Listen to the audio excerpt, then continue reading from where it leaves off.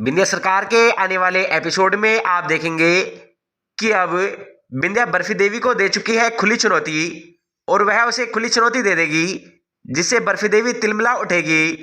लेकिन अब वहीं खड़ी मेघा अपनी चाल को चलने लगेगी और वह अभय के पास चली जाएगी उसे अपनी मीठी मीठी बातों में फंसाने के लिए।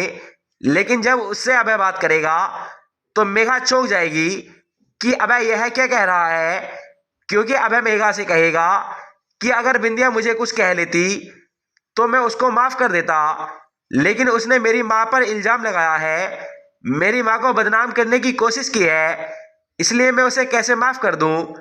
तो मेघा अपने मन में सोचेगी कि अभय तो उसे माफ करने की बात कर रहा है, कहीं अभय अपने इरादे से बदल ना जाए।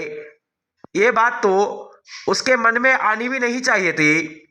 तभी मेघा अपनी चाल चलते हुए कहती है कि अभय जी, आपका दिल बहुत बड़ा है, आप बहुत ही दयालु हैं, इसलिए आप ऐसा कह रहे हो, वरना आप तो उसे कभी माफ करने की सोचते भी नहीं कि उसने कैसे कैसे आपकी माँ पर इल्जाम लगाए हैं और आपके घर को बदनाम करने की कोशिश की है। और अब इससे आगे आप देखेंगे कि अब गांव की सीधी सादी बिंदिया अब एक शेरनी बन चुकी है और वह अपने दुश्मनों के छक्के छुड़ा देगी और वह अभय से साफ साफ कह देगी कि अभय जी, मैं आपको तलाक नहीं दे सकती, मैं आपकी पत्नी ही रहूंगी और मैं आपके सामने आपके घर को की सच्चाई लाकर रख दूंगी कि आपकी माँ और मेघा ने आपके साथ कैसे कैसे छल कपट किए हैं और आपसे कैसे झूठ बोला है, आपको बर्बाद करने का इन दोनों का ही प्लान है, ये मैं सब कुछ साबित करके रहूंगी।